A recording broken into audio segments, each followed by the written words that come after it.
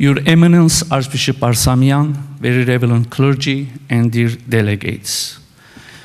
It is my privilege to stand in front of this diocesan assembly to share my journey of my faith, and journey of my priesthood.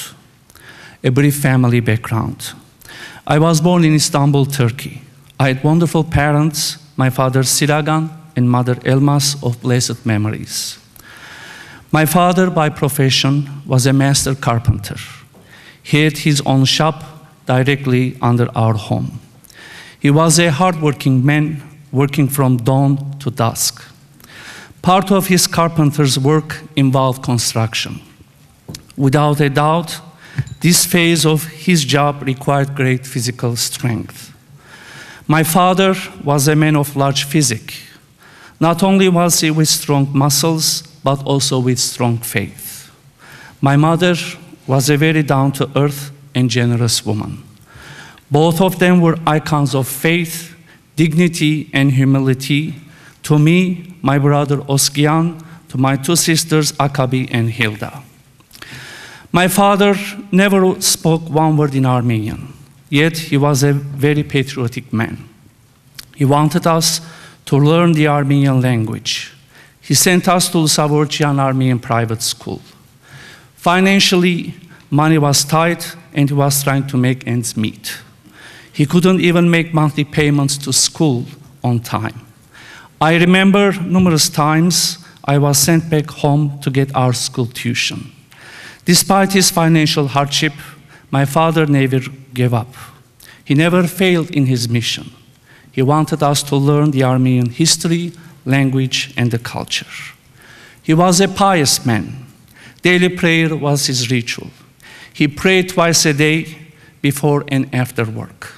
He would spread a small carpet on the floor in front of a picture of Jesus' resurrection, which he had purchased from Jerusalem in 1969. Kneel in front of it, bow down and pray. Not in Armenian, but in Turkish. He uttered his prayers in his own words and his own way. In our family life, rather, church was not an option, but a must. Every Sunday morning, we went to church as a family. At the entrance of the church, my parents handed a meager amount of money to us to buy candles. None of us understood one word of classical Armenian. None of us had a clue what was going on in church on the altar. Yet with deep faith in our hearts, we always attended church service from the beginning to the end. At the age of 14, I became an acolyte serving on the altar at Holy Resurrection Armenian Church in Istanbul, a tiny church with beautiful chimes. My parents were very proud of me. I held candles during the Divine Liturgy. I will never forget the day my father took me with him to install the church pews in St. Santuch Armenian Church in Rumeli Hisar by Bosphorus, following a fire in the church. My father volunteered his labor to make and install a few dozen church pews as his donation. Even though we were on winter break, my mother strongly opposed my father to take me with him. At that time, I never understood why my father was so eager for me to accompany him.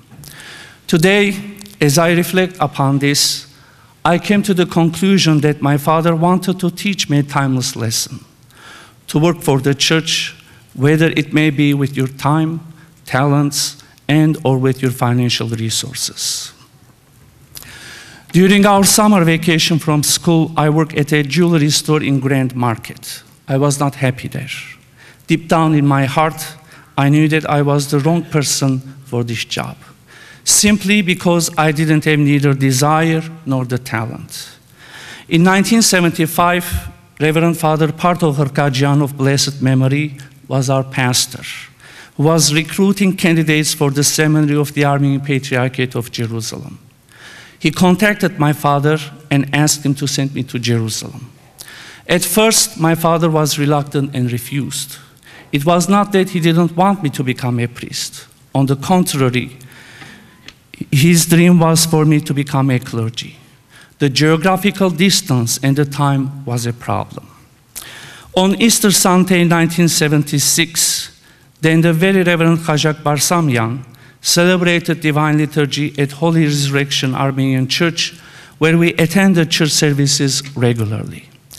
At the end of the Badarak, when we met at the conference room, he gave me this advice which I never forgot. Be strong and don't quit. Be strong and don't quit. These words had a tremendous impact on me. These simple yet profound words recharged my spiritual batteries. The day after Easter of 1976, I left my family and departed to Jerusalem. At the airport, I kissed my father's hand, thanked him, and said goodbye. That was the last time that I would see my father. Jerusalem was a new chapter in my life. As a new seminarian, life in Jerusalem was not easy. This was a drastic change in my life. Change from freedom to strict discipline was one of them. This was a great challenge. Gradually and surely, I had to overcome this challenge. The St. James Armenian Patriarchate of Jerusalem became my second home, and the Brotherhood became my family. Sometimes I think of this divine institution as the potter's house in the book of Jeremiah, where my faith and spiritual talents and call for the priesthood were shaped and molded. In 1982, after studying for nearly 7 years at the seminary, I graduated from the seminary and was ordained as a celibate priest by His Eminence Archbishop Karayan Kazanjian.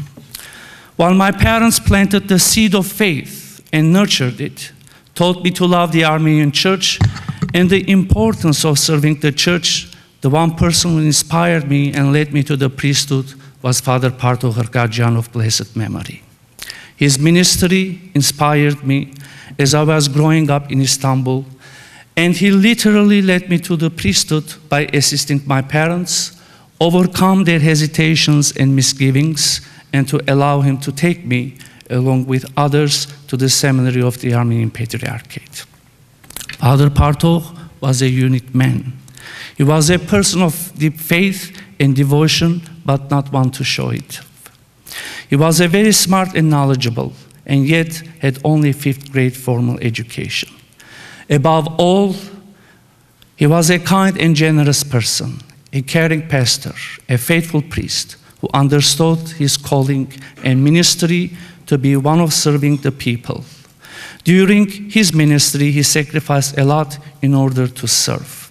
Finally, I know Father Mardiros is looking at me to finish it up. As I matured in the seminary in Jerusalem and was ordained a priest, my view of Father Parto evolved as well. Whereas many of the heroes and role models of my youth got diminished, as I grew up and got to know them better, Father Parto's image increased as I started to look up to him even more as a role model and source of inspiration. Our relationship evolved into a friendship, and yet, even in that friendship, I retained my filial love, admiration, and respect for him as a pastor. I wish every person, not just every priest or candidate, finds a Father Parto in his life. And I would like to take this opportunity to extend my gratitude to this diocese to study and exercise my ministry. Thank you. And this was my father. He was a very handsome man.